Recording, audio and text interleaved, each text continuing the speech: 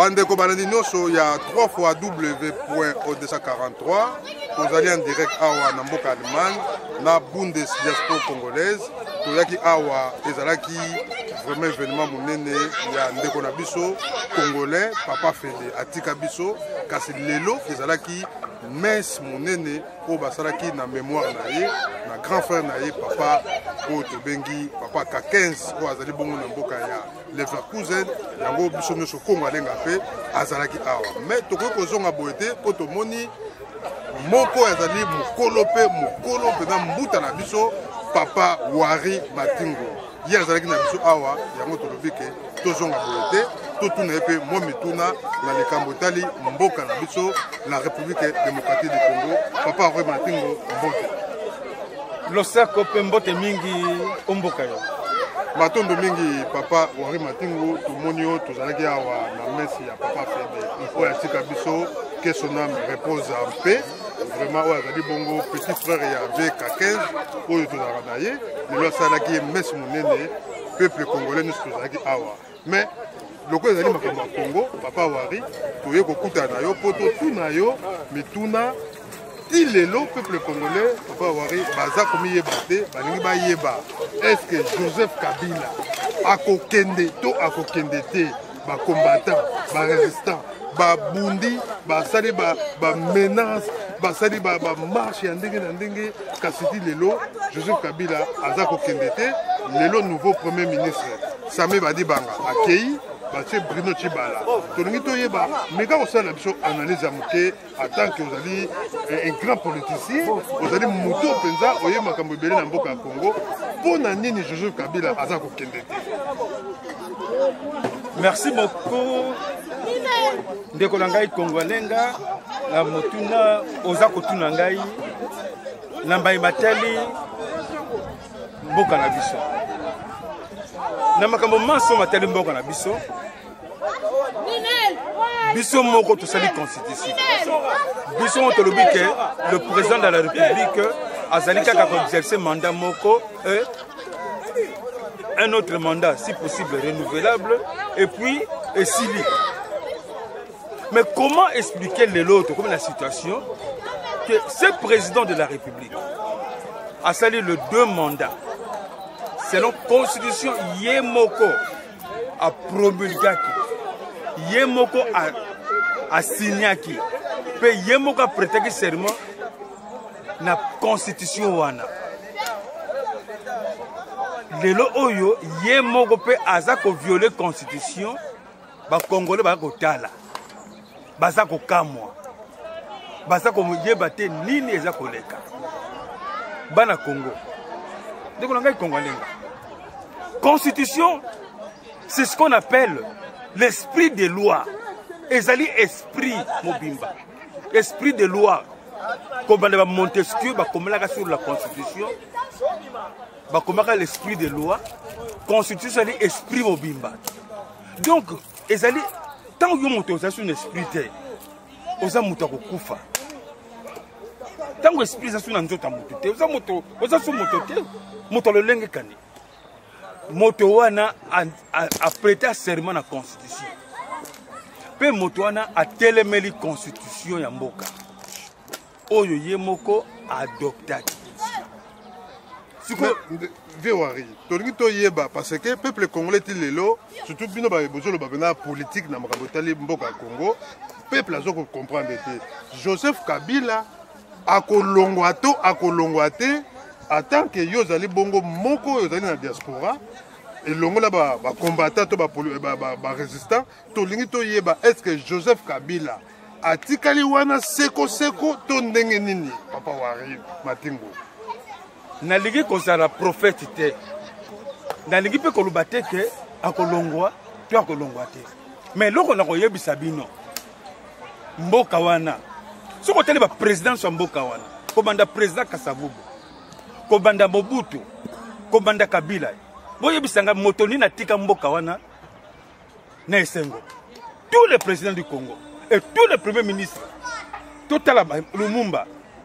na 36 ans Oko Koufate, Totele ba Cyril Adoula, premier ministre ya Congo, le meilleur des premiers ministres toujours na Congo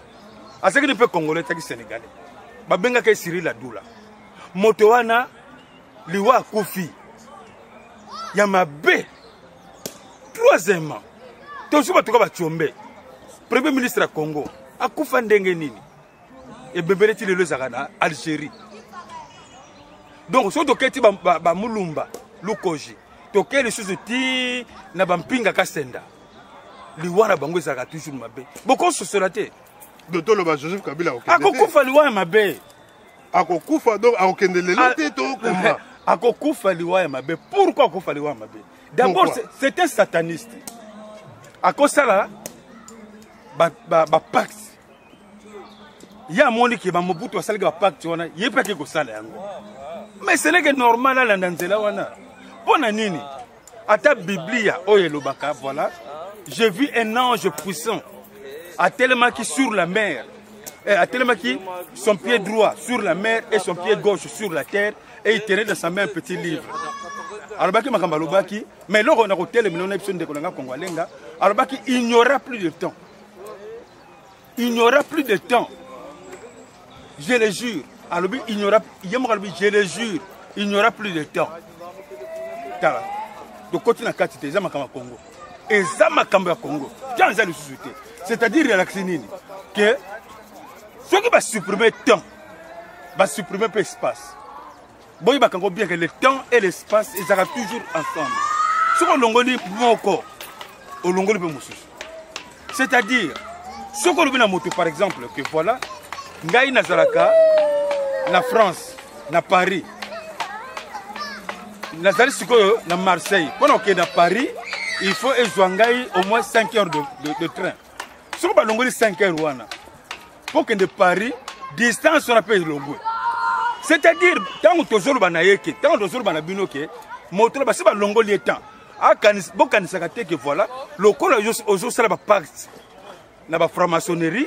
oko sala ba pacte. Na ba makambi yo kokota magie blanche universelle, yebaka yango ke bato ba yiba bloko wana pe.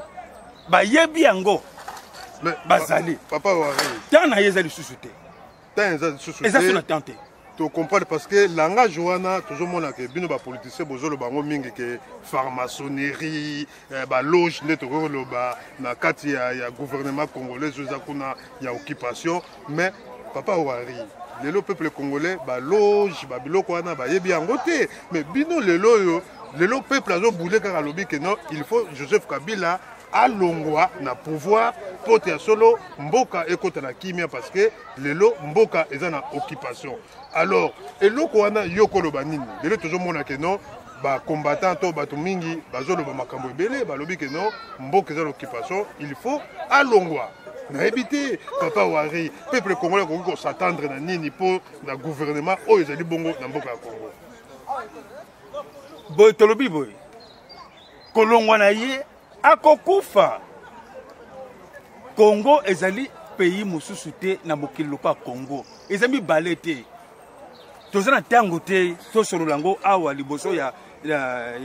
écran télévision makambo basali belé tokozula ngo tango mais na lobi kaka une chose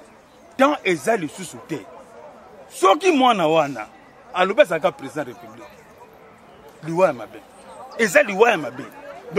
akokufa na lobi bakoboma ya kokufa. Alors message ni lelo côté de la peuple congolais vers Matingo oyo bazolanda yo lelo vraiment message ni bakoyo ko yamba pote lelo to moni nouveau premier ministre Bruno Tshibala ti lelo azo sala ka gouvernement te ezo simba te bakoyo ko sala dialogue lobiawa na parler du peuple ba monsieur Félix Tshisekedi aboyi na ko kota Tshilombo alingité. Alors message nini o lelo peuple congolais ko zela et loko to ko zela ezakaka oyo congolais tambola nango bandakala. Le Congolais n'a jamais changé. Le Congolais est un peuple spirituel. A changé à mon colombo côté. Ah, Fingati Nzambe na Nzembo na ye, a Salaki Boye. Le Congolais a toujours été spirituel. Si vous avez un peu de Congolais, Tata Nzambe a mon Kangote. A mon Kangote, Yom to mon Kango, oh, a Salaki Boye, Yom to mon Kangote, Samba mon Kangote. N'a une chose tout simplement. Ils ont un rassemblement, ils ont un parti politique, ezala ba homme politique mutu mboka ko libérer Congo azate nzambe ko sala musala wana na bato mais bato oyo to le bavé waré donc peuple congolais donc azela ta plus 40 à 50 non pour pas nzambe to yebite ko appelle lobby et pas ya lobby wana nazara yebisa bino bo garder image oyo ba politicien tende ba kolongola mwana wana kasi mwana wana botala ba politicien botala bino ba congolais botala mitema na bino botala pasi na bino botala eloko boso koluka baza ko zo ba poste mais bazo zo pouvoir te o tiba la commission wana o badi banga komi wana bazo ka ba poste bazo ka pouvoir te o Kabila zali wana azana to le ba le baka signature azana maboko na bango azana poste azaka simple premier ministre Kabila azana na poste azana pouvoir te pour mutazana pouvoir ba finga kaite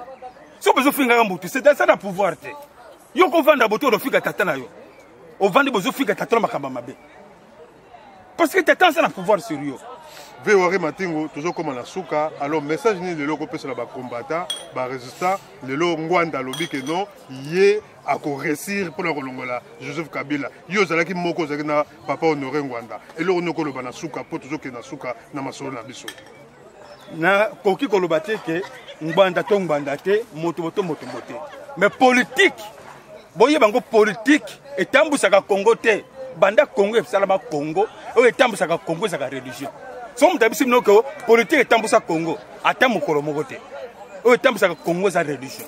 lokola na se koloba na bino boye makamba molimo nde etambusaka Congo na ebite so bino oyebi na ndika politique etambusa Congo ata mukolo moko te mais eloko na bino tout simplement que mwana wana ndenga azuba kisi na ye ndenga seli ba pacte na ye akantia comme na suka mais eloko kaka moko akosala l'erreur fatale mwana na kokufa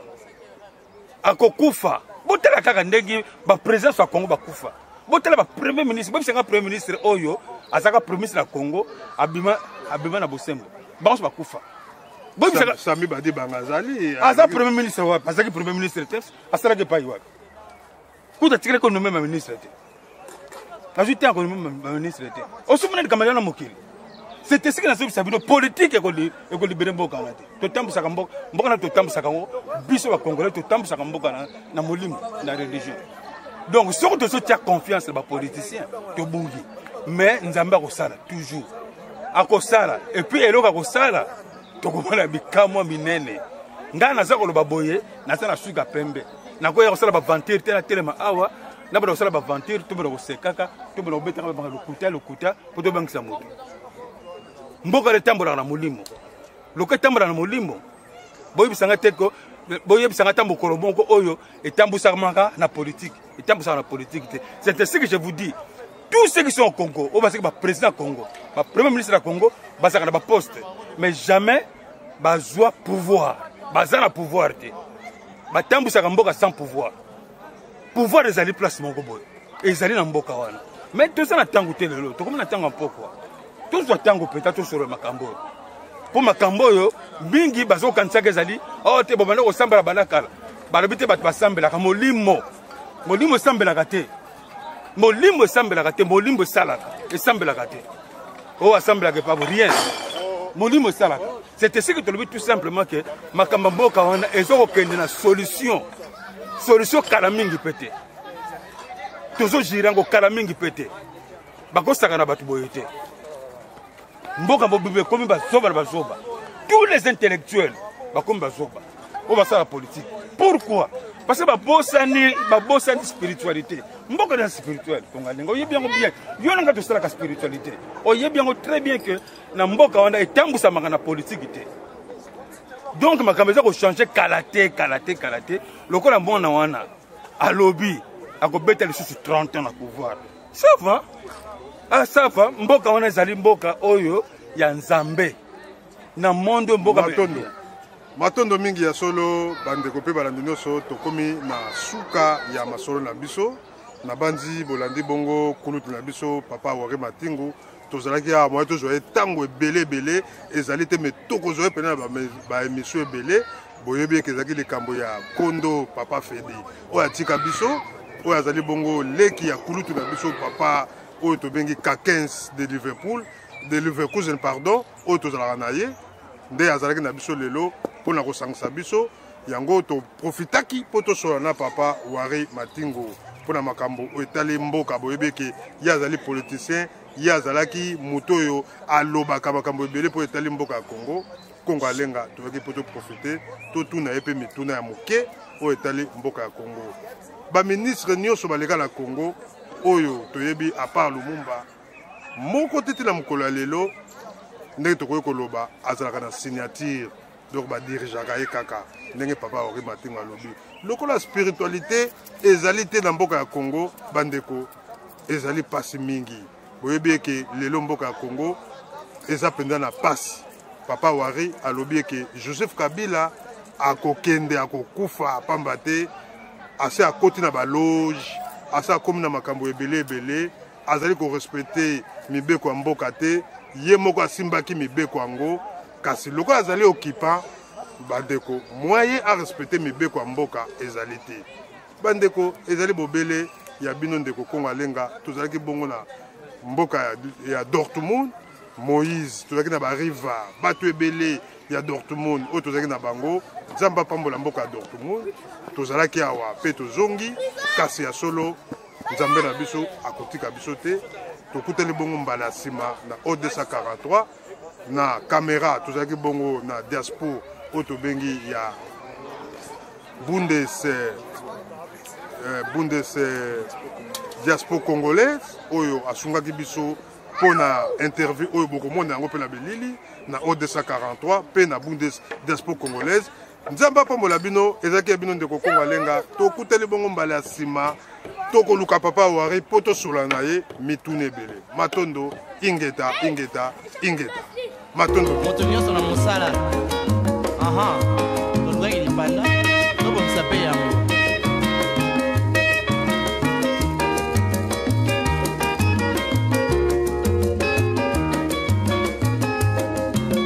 biso bana mike tosangani lelo tolobi te tika tobongisa toluka lisanga bayaya na biso bakolo bato ya conseil oye population ya Congo jeunesse nationale basengi lelo mpo kobongisa Congo ezali nguya ya population bakonzi bayoka na matoi bato ya Congo